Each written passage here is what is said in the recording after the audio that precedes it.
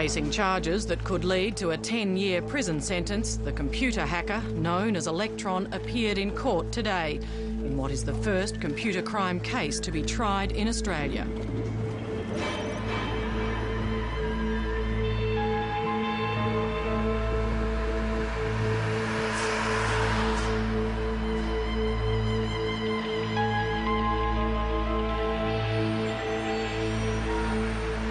Tell me, in your own words, what fascination do you have with accessing computers overseas? It's not for any kind of personal gain or anything. It's just the kick of getting into a system. I mean, once you're in, you often get bored, and even though you still have access to the system, you may never call back. So I guess it's the challenge and the ego boost you get from doing something like that. Whereas other people try and fail.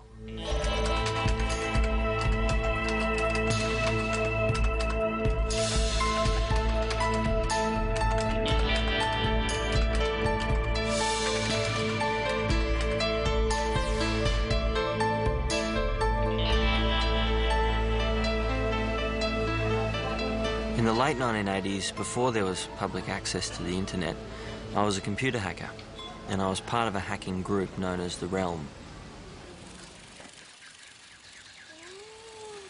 You? Woo!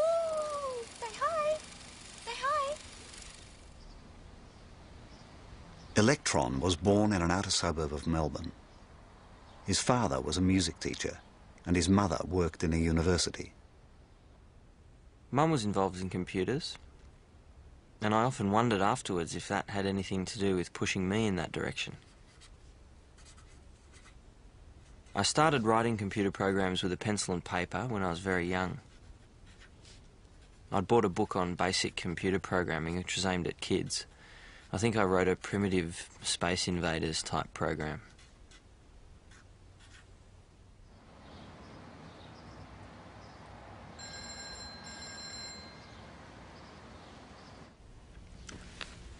Right. My mother was very sick during this period. What time was that? And I remember the phone ringing, and while I couldn't hear the other end of the conversation, it was obvious that my mother had passed away.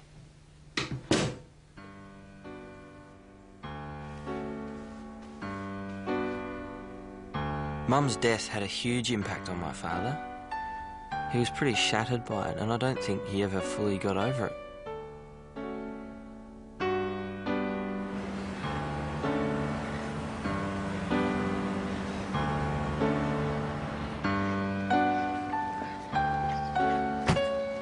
The school where my father was teaching music was reasonably progressive as far as getting computers into education went. And during the school holiday periods, when they didn't need them, he would bring one home and let me play with it.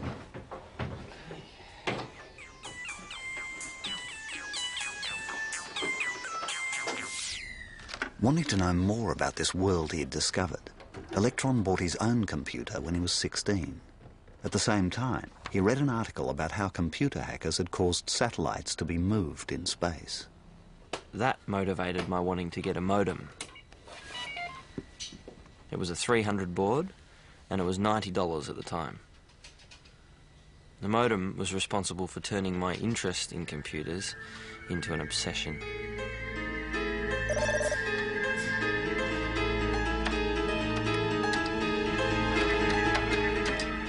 Using his modem, Electron could now connect to a world he'd only read about. He soon discovered that Melbourne was the capital of this international electronic community. It's hard to say exactly why hacking was centered in Melbourne in the 1980s, but I think some factors were the weather. You had a kind of backyard tinkerers culture. I think there may have also been the fact that Melbourne has long been seen as an intellectual capital in Australia, and maybe in some way this fosters the intellectual curiosity that was such a common theme among the underground at that time. In the late 1980s, the computer underground was a very friendly community. It was like an open-air bazaar. People didn't exchange money, they exchanged information. It was in many ways quite an innocent place where people would use handles instead of their real names to communicate online. They would take on a handle-like force that would imply they were powerful in some way, or Electron slipping under the net, or Phoenix. They could excel within this community through technical prowess and receive accolades from their peers that they weren't getting elsewhere in their lives.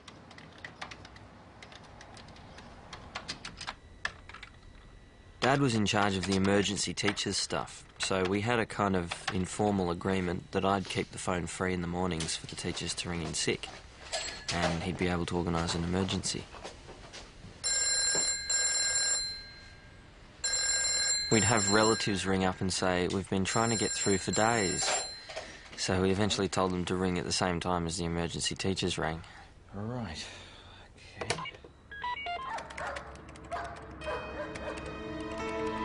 I was spending 18 hours a day, sometimes more, breaking into computers. All day, or as it normally was, all night. And it didn't make my father very happy when the phone bills came in. Right, so who's going to pay for this? Just leave me alone. I'll confiscate it. In the context of having quite a few arguments in the family situation, the keyboard and the screen don't argue. They do what you tell them to do. There were people who had difficulty and would be more comfortable in front of a keyboard than they would be in a social setting. You know, it's difficult for teenage boys anyway for all kinds of social reasons. And so the emergence of computing, which was this sort of supremely asocial world, was very comfortable for them. Before the movie War Games, hackers had been people who were around institutions like Stanford and MIT and were obsessed with big machines. It had nothing to do with breaking into computers. After the movie War Games, the term hacker came in the popular mind to be a teenage kid who spent his time breaking into computers. So it changed the meaning of the term hacker forever. I think War Games also created something of a model of behavior for kids who saw it as being cool to travel in these networks. War Games had a major impression on the psyche of the whole underground. It was the whole cloak and dagger thing, that there were security agencies and that type of thing involved.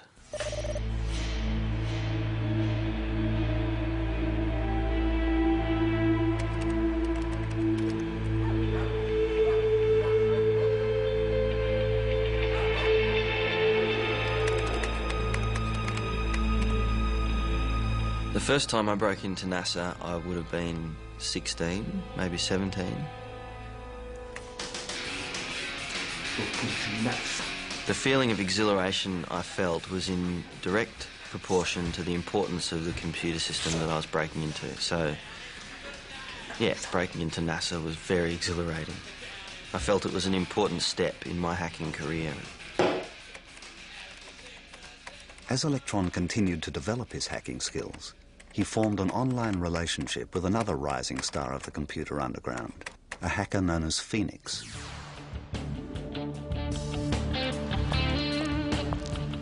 When I first knew of Phoenix, he was a user of telephone calling cards, which allowed him to make free international calls.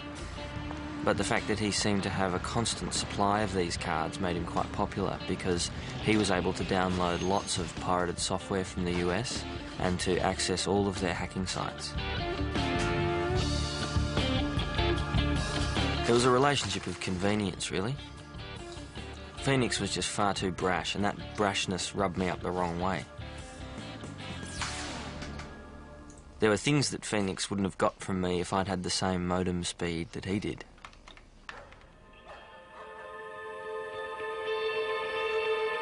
Hackers couldn't access the internet just by dialing up the way you might today. So the only way they could get access at that point in time was to break into universities such as Melbourne University.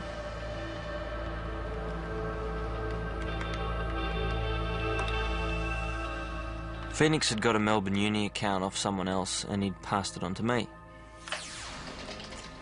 And at that stage, I started using Melbourne Uni's computers to access computers on the internet.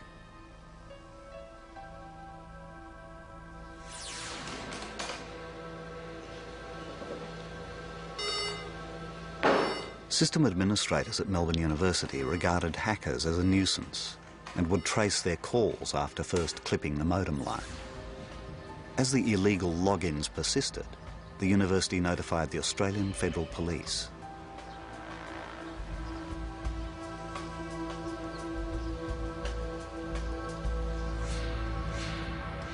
Well, there was a guy who had an account at Melbourne Uni, and I logged onto his machine anonymously and was having a chat to him. And he started talking about how Melbourne Uni had called in the Federal Police and Electron and Phoenix were involved in it, and it looks like there's going to be problems for them. I think initially we held conflicting views about whether the activities we were involved in were criminal or not. It was easy for us to think that this wasn't illegal and we weren't going to get into a lot of trouble. But on the other hand, it was nice to think that, oh well, maybe what we're doing is a bit naughty and perhaps a little bit illegal, and that makes it look a bit more romantic than it would otherwise.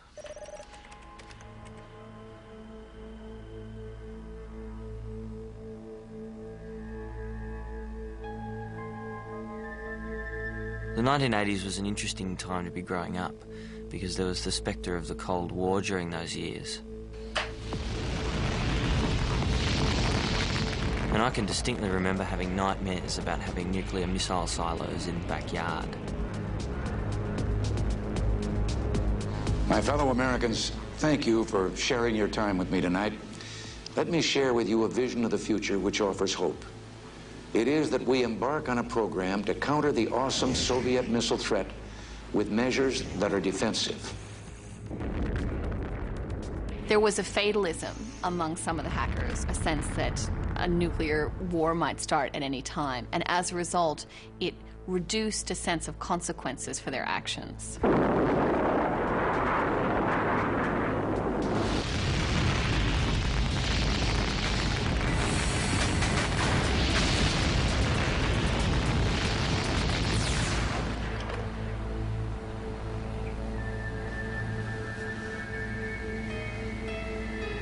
I remember logging on anonymously one night and these people were saying the only reason Electron hasn't launched any nuclear missiles yet, he's got all the launch codes, but they need to turn the key in the silo, and that's why he's unable to launch them. It was bizarre.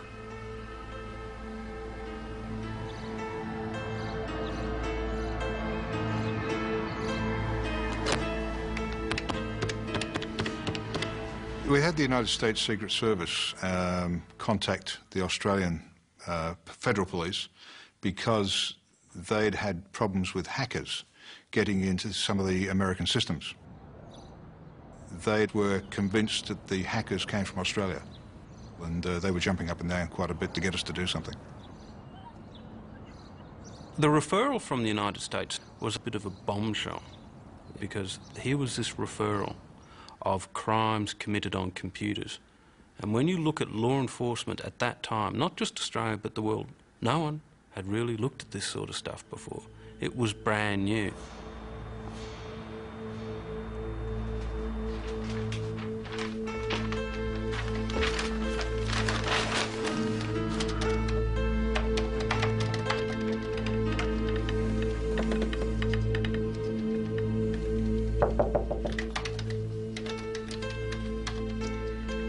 I'll leave your dinner here.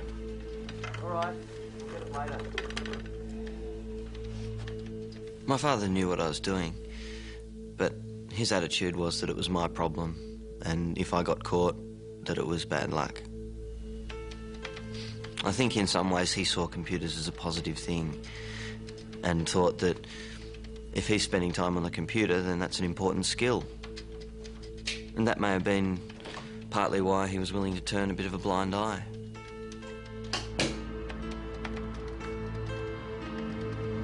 I think the prime motivator was that they had a good time. I saw it also in terms of it was another Everest. It was there, so they climbed it. They were seen to be very clever, and they probably were very clever. There's no doubt about that. Very clever young people.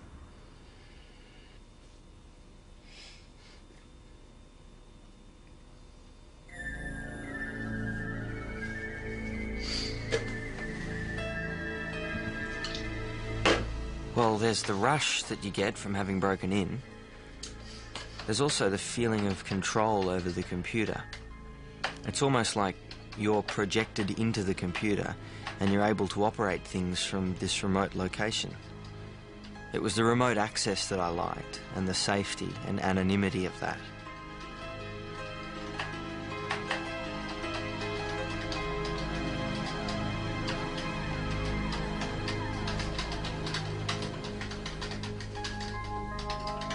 The realisation that I was addicted to hacking probably first came when I asked my father to hide the modem during exam times.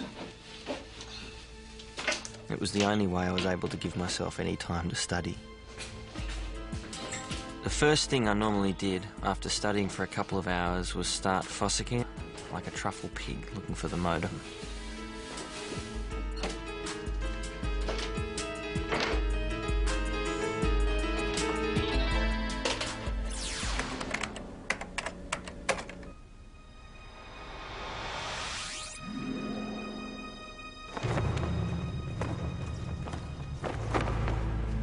There was an online chat system in Germany which was referred to as Altos. It was a hothouse of some of the best hackers in the world. This was the probably most important community place where hackers from Germany, the US, Australia, around the globe would gather together to share information about sites that they'd hacked, accounts that they might be willing to share with each other in order to continue their hacking.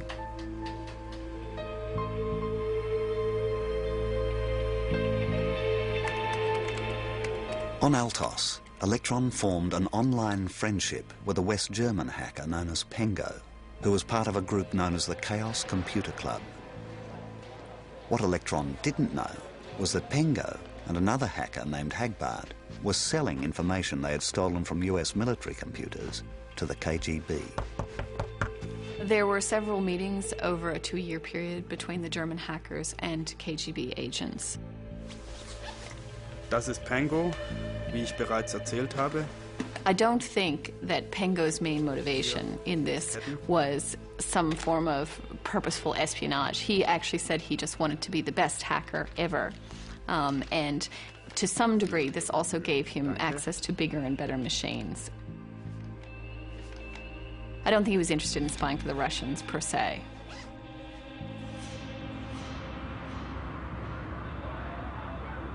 Like all the changes that have swept East Germany recently, the beginning of the end for the Berlin Wall came much sooner than was expected. The sense of being in an international community on Altos was really highlighted during important world events. Speaking live online to Pengo in Germany at the time of the fall of the Berlin Wall was quite an experience. It really gave you a feeling of a world without borders.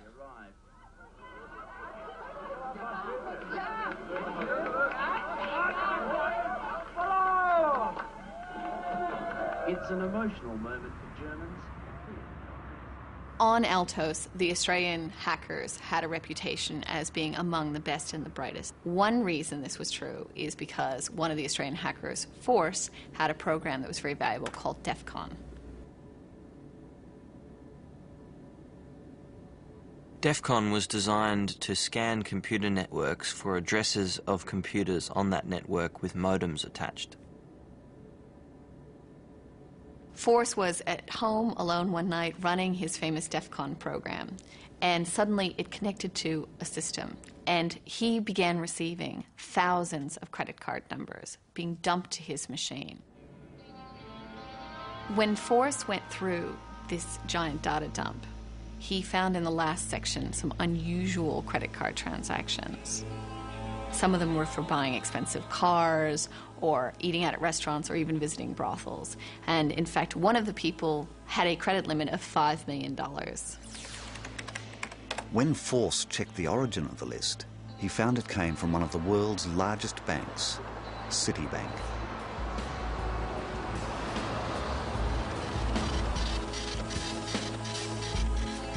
Force had a somewhat paternalistic attitude to other hackers in the computer underground in Melbourne, but his favorite protege was Phoenix, and he gave to Phoenix some of the credit card numbers from the Citibank machine. Not long after, Phoenix began breaking into other machines in the Citibank network. There was enough money involved for Citibank to get very edgy, very jumpy. There was enough money involved for them to contact the Secret Service and also the FBI. Most people back in 1988 were not stealing it to sell it. They were stealing it merely to prove that they could get to sensitive information. And the only way to get to the bottom of those things, because a lot of them were international and not U.S. based, and a lot of them came out of Australia, was that you had to have a great working relationship with the Australian Federal Police. At that particular time, there was no law in Australia directly relating to computer crime.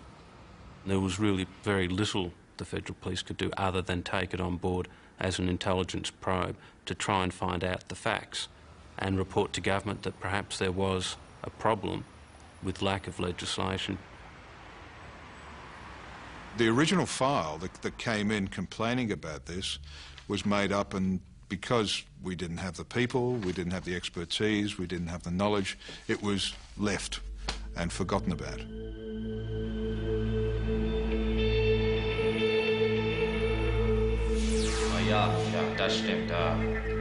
In the Northern Hemisphere, the West German police made headway in their own case when they arrested Pengo and his fellow hackers.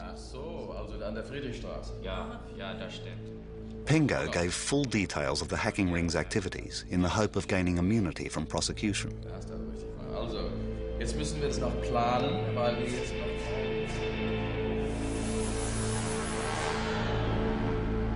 The German case made the Australian hackers very worried.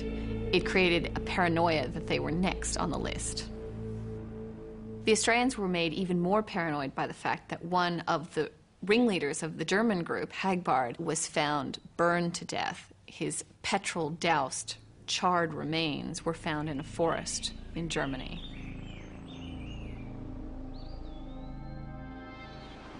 In January, 2 articles appeared in the Australian newspaper, one of them claiming that Australian hackers had stolen $500,000 from Citibank. There were particular hackers named in these articles, including Electron and Phoenix. The Victorian police investigated the allegations and found them to be untrue.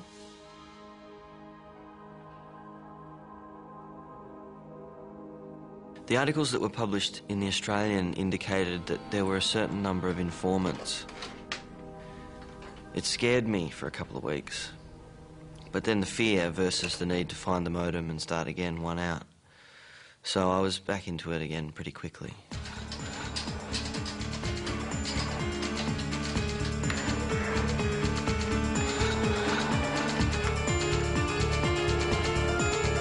We probably had about 100 cases going over a 2 to 3 year period. And I'm not sure why, you can't explain why hackers were more prevalent attacking U.S. systems, but at that particular point in time they were. The situation, Madam Speaker, is quite clear. Responding to increased pressure from US authorities, the Australian government enacted the first federal computer crime laws. The legislation specified stiff penalties, ranging from hefty fines to 10 years imprisonment. The Australian Federal Police now had the authority to act.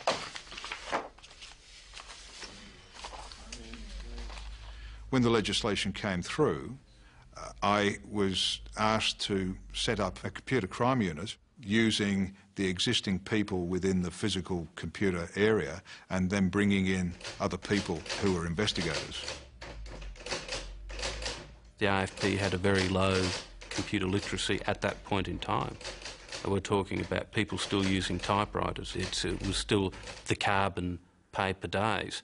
And so the unknown element of what computers were resulted in a very low opinion of people. They say, well, I don't use computers. It's not important. Most of the other colleagues, most of the other people at my level thought it was a bit of a wank, and that I should be out there investigating real crime. Initially, we had to borrow computers. We borrowed computers from banks, computers they didn't need, older ones. We had to borrow quite a bit of equipment from anybody we could speak nicely to at the time.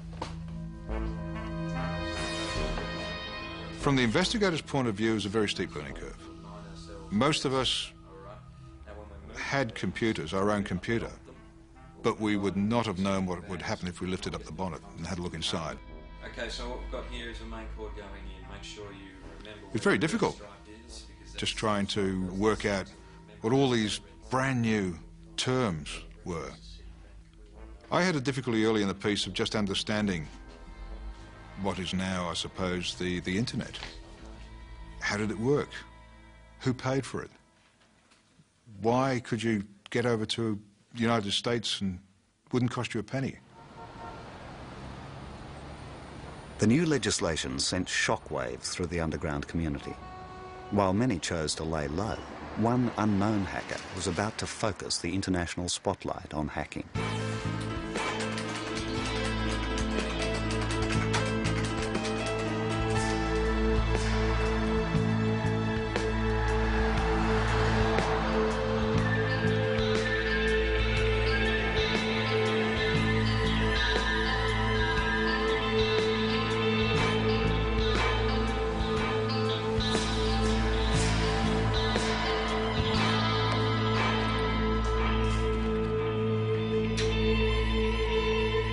NASA was 2 days away from launching the space shuttle which carried the Galileo space probe.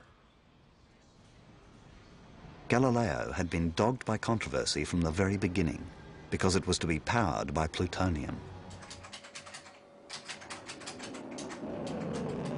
There was some concern that if the shuttle were to blow up, and this was the first shuttle flight after the Challenger, these plutonium power cells would rupture and that there would be a huge plutonium release into the state of Florida. So at that time, there was a protest going on around the launch, and it was effectively, I think, the morning of that launch that this worm hit. NASA's computers had been attacked by a worm, a sophisticated form of computer virus. Can I speak to Ron Tenkati, please? The worm would change the system logon banner, so when the user would type in their password, up would pop this banner that would fill the screen, and it says, your computer has been wanked, you talk of times of peace and then prepare for war, and this logo that said, Worms Against Nuclear Killers, W-A-N-K. Panic. Just simple panic. What happened initially was that there were a lot of phone calls going back and forth and a lot of confusion. There were different things you would see depending on what the worm was trying to do to your machine. It would say, hi, I'm deleting all your files, and start listing your files and saying delete, delete, delete, delete. As I began to read the code and understand some of the things that it could do, and started to diagram how it was working and stuff, it became clear to me that it was a reasonable threat to the network. The mystery only deepened with the discovery of the process name attached to the worm, a collection of letters which formed the word oils. When I saw the word oils, I immediately knew it was the music band Midnight Oil. And so I began rummaging through my collection of Midnight Oil CDs looking for this lyric, you talk of times of peace for all, but then prepare for war. Talk of times of peace for all, and then prepare for war. For a writer and a journalist to kind of unearth where this came from, to piece together the, the solution to the mystery was extremely exciting. At the end of the day, the only things we know about the author of The Wankworm is that he was probably Australian, he was certainly a Midnight Oil fan, and he may or may not have had some political agenda. In reality, the files were still there, they hadn't been moved, they hadn't been touched, but to the average user, at least initially, they thought they'd lost all their work. On the one level, people can look at this as just one huge prank. And there's a lot of truth to that. However, that one huge prank cost me, my employer, my government a lot of time, a lot of money, And it scared a lot of people needlessly. Did it ever stop a mission? Not to my knowledge. Am I still angry about it? Absolutely. Would I hunt him down if I had more data and I had the authority? No problem. Honestly, I still don't know who the authors of the worm were. There were some rumors that it was the two chaps down in Australia, and I think years after the worm was released, we've pretty much come to believe that it was Phoenix and Electron. No one has ever been connected as the creator of the wankworm. No one was ever charged.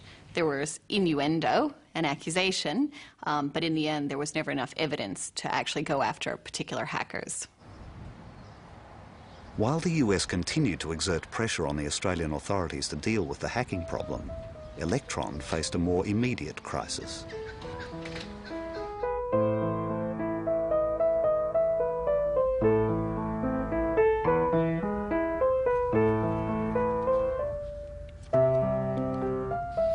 My father was very dedicated to his teaching.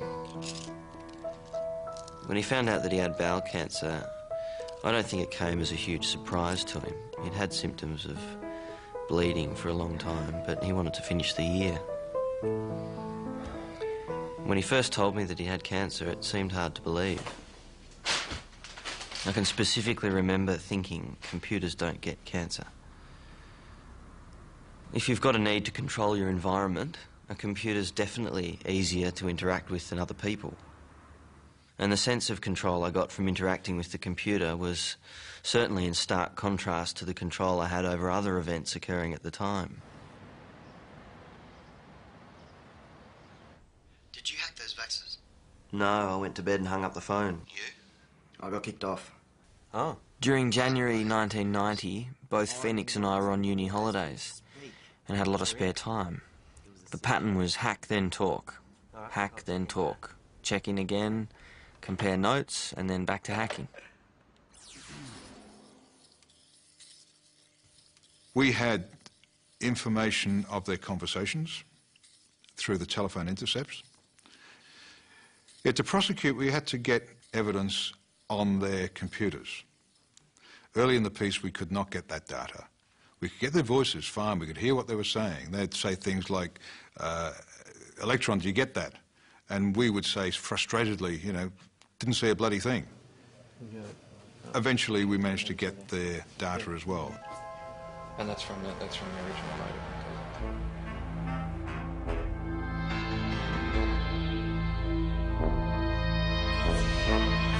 We could read the data in real time.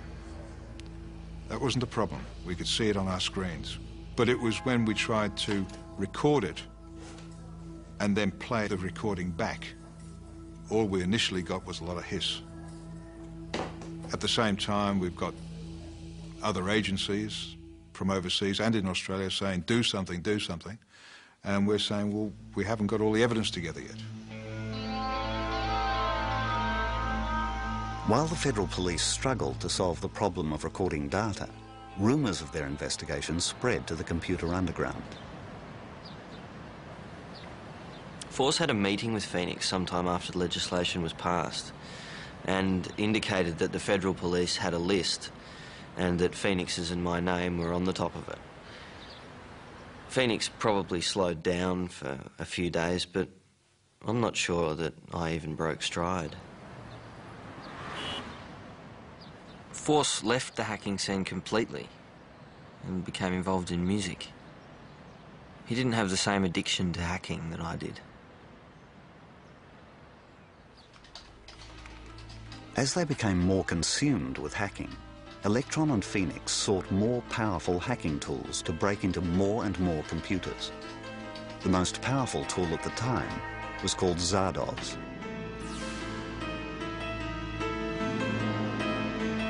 Zardoz was a newsletter that was regularly emailed to computer security professionals. It was a record of all the known computer security holes in operating systems, often with detailed instructions on how to exploit them. Zardoz was seen amongst the hacker community as the Holy Grail. In February 1990, after several hours of trying, Electron finally succeeded in breaking into a computer belonging to Australia's leading scientific research organisation, CSIRO, where he found a complete archive of Zardoz. The only thing that stopped me grabbing it there and then was my modem. It would have taken me hours to download it at 30 characters a second. Not wanting to risk losing such a valuable prize, Electron compressed the Zardoz archive and hid it in a temporary directory on the CSIRO machine. He then started to mail backup copies to accounts he'd hacked at Melbourne University.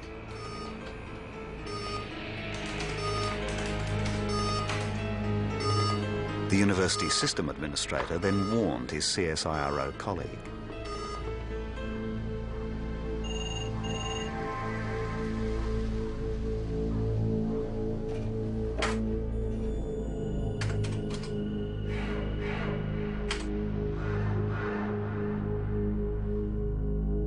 Jesus.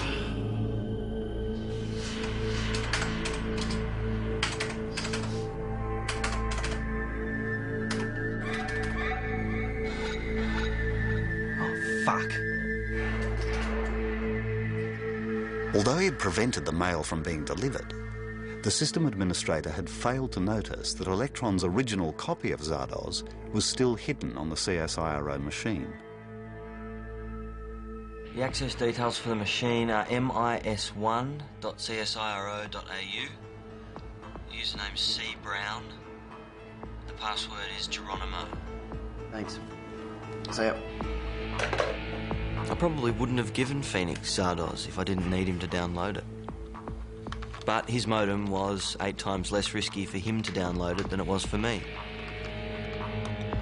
Phoenix decided to use the even faster connection from the University of Texas in order to retrieve the Zardoz file from the CSIRO computer. At one stage, he found that there wasn't enough drive space on the machine at the University of Texas. Oh, shit. I shudder to think what he deleted. Phoenix had a habit of indiscriminate deletion.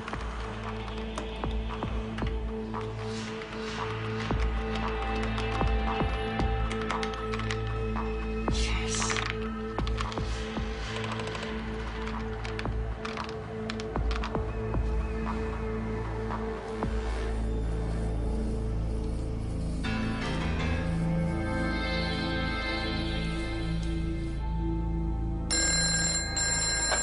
Yep.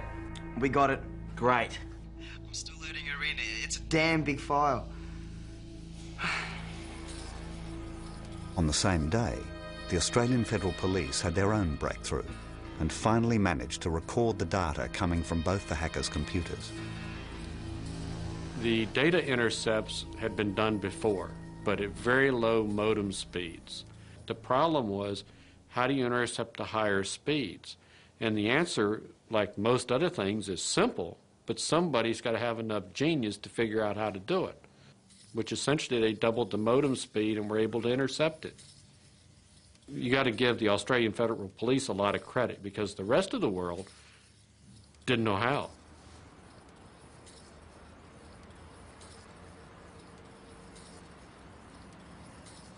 Over a period of 6 weeks, we captured every keystroke that they made, every word that they'd said. No, that's the wrong password file structure. You have to use FTP instead. Having Zardoz meant that almost every computer we accessed was up for grabs. I'm in. We were already on a bit of a frenzy at this stage, but Zardoz put a few more drops of blood in the water.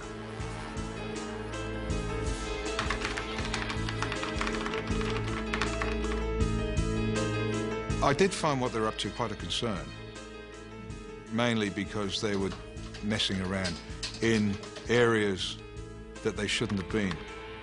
And it meant, in many cases, that the systems operators had to put up stronger firewalls. And I think at that stage, although maybe it didn't occur to me immediately, but it really was the start of the breakdown of the internet concept of openness.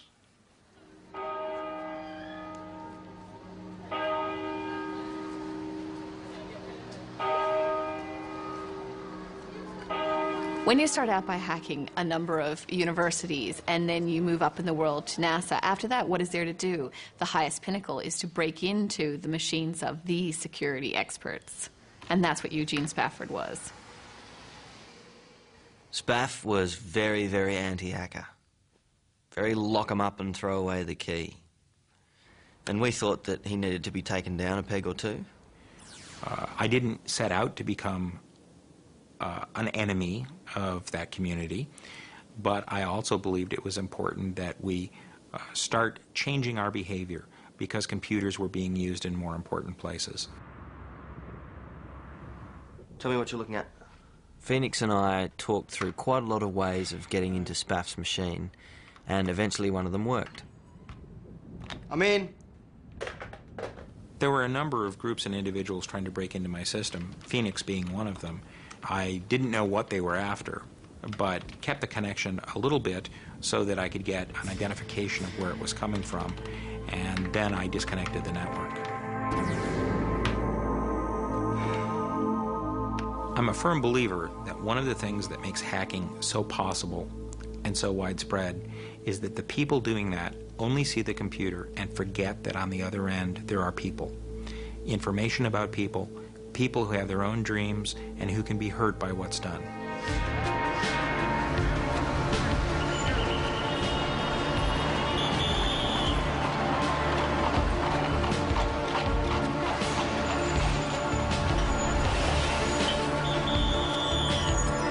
I originally came into this with a pretty high opinion of these kids. I mean, I was fascinated with this culture. It was a subculture that I really kind of identified with. I mean, you know, there is this spirit of adventure that is part and parcel of hacker culture. But what I saw over the next decade is a lot of malicious behavior, and I began to realize that, you know, there were some spoiled brats out there that were doing real damage.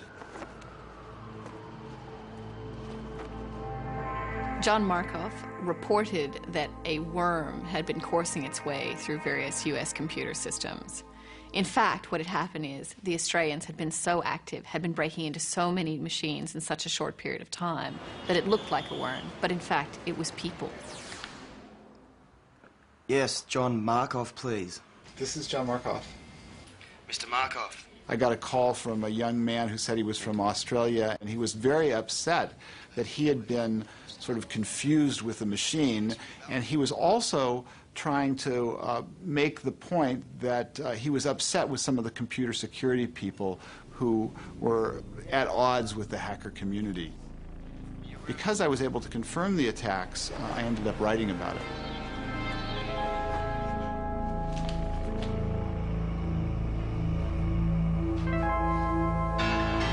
The first article stated that they had no idea who we were or where we were from, and suddenly the next article spoke of hackers from Australia. I was horrified, but to be honest, I was a little bit chuffed about the New York Times showing some interest in us. I knew that this article wouldn't go unnoticed. It really felt like the beginning of the end. I just really need you to hide this.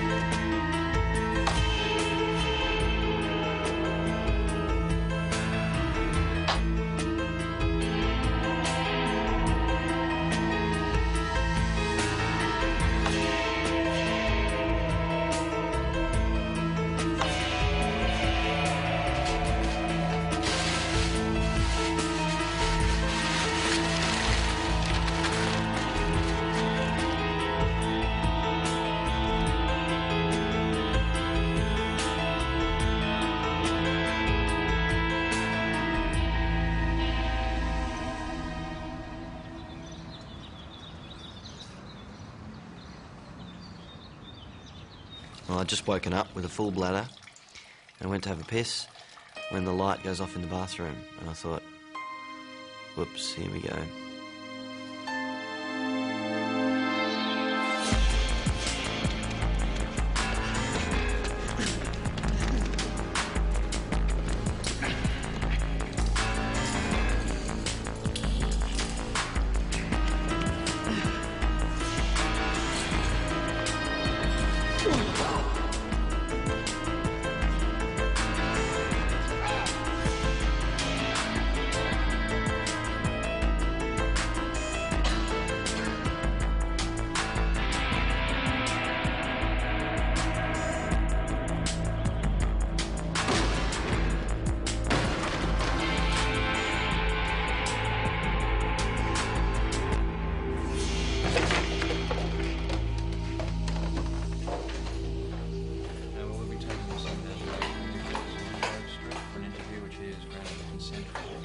One thing the police didn't find was my modem. Dad had become so proficient at hiding it that even the Australian Federal Police couldn't find it.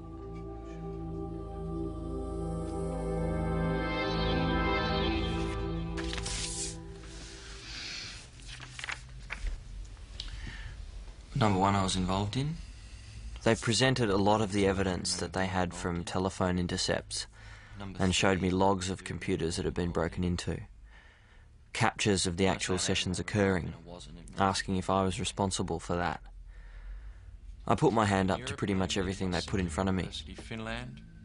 And I think a part of me recognised that morally I had broken the law and I needed to face the consequences. Who gave you the passwords to access the other systems? Phoenix. And who is Phoenix? I don't know his real name.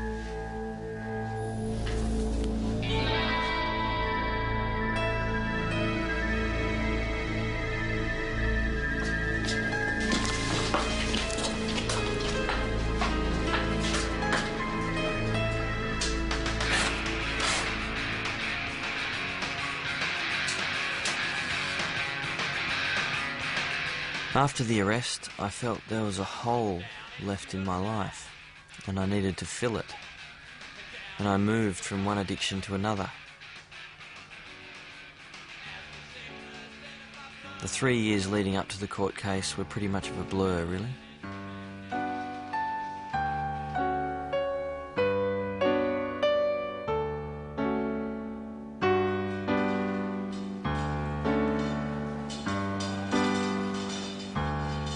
During this time, my father's condition deteriorated dramatically until he was finally admitted to hospital.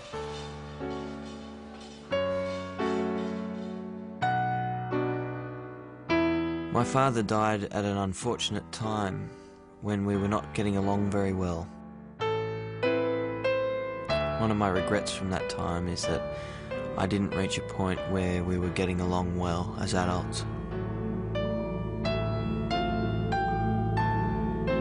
After my father passed away and before the sentencing, the stress and the pressure from the court case and the copious amounts of drugs I was taking led me to becoming more and more mentally unstable.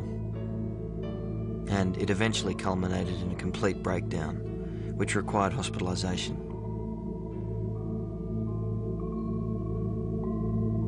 I was facing 10 years in prison. It was probably touch and go as to whether I was going to come out of things at the other end. After a month of intensive treatment, I was able to return home. Though not fully recovered, I had to prepare myself for the upcoming court case.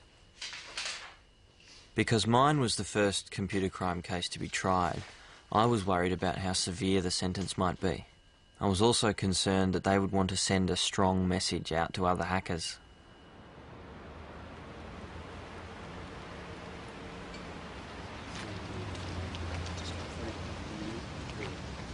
Our society today is increasingly dependent on the use of computer technology. Conduct of the kind in which you engaged poses a threat to the usefulness of that technology. It is incumbent on the courts to see to it that the sentences they impose reflect the gravity of this kind of criminality. On each of counts 12, 13, and 14, you are convicted and are sentenced to terms of imprisonment of 6 months each, to be concurrent. However, you will not be required to serve the terms of imprisonment imposed, provided you are of good behavior for the ensuing 6 months.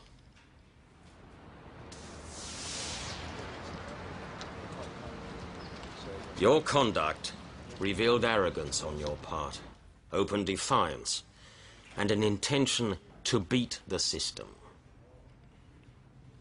I have no doubt that certain sections of the community would regard anything other than a custodial sentence as less than appropriate. But after much reflection, I've concluded that an immediate term of imprisonment is unnecessary. There is traditionally always a conflict between law enforcement people that would say, oh, in this case I put in 3 years, all this work, and they got this sentence. It's not fair, it's not right. I would have personally thought, well, maybe they should have got more severe penalty. In 1998, 5 years after the sentencing, Ken Day and 2 other agents walked out of the AFP and into computer security jobs in the private sector. After 10 years of frustration, I had to leave. Computer crime in the AFP was a group of people in the corner of the building, shut the door, leave them alone.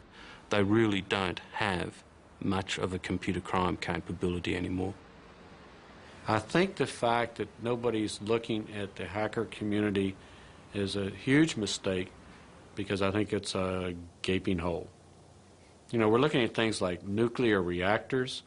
We're looking at things like the critical infrastructure, water supply. There's another critical infrastructure. It's called computer networks. When I was arrested, I felt that law enforcement would be able to pretty much squash the computer hacking underground. But I hadn't really factored in the growth of the web and the amount of information sharing that would enable. I mean, there's now the ability to download automated hacking tools from the web to do what it took us weeks or months to learn how to do. Hackers are a fact of life. They're not going to go away. They're always going to be with us, and no legislation is going to deter that. As soon as you have one group of hackers who have given up hacking, some other 15-year-old will rise up through the ranks and decide that he too wants to try and conquer the computer systems that put man on the moon. I think that initially there was perhaps misplaced fear for what these largely kids could do, but that's changed. And in the last half year, as we've sort of mapped these giant computer systems and networks to our entire economic and social fabric, I don't think it's possible any longer to have too much fear.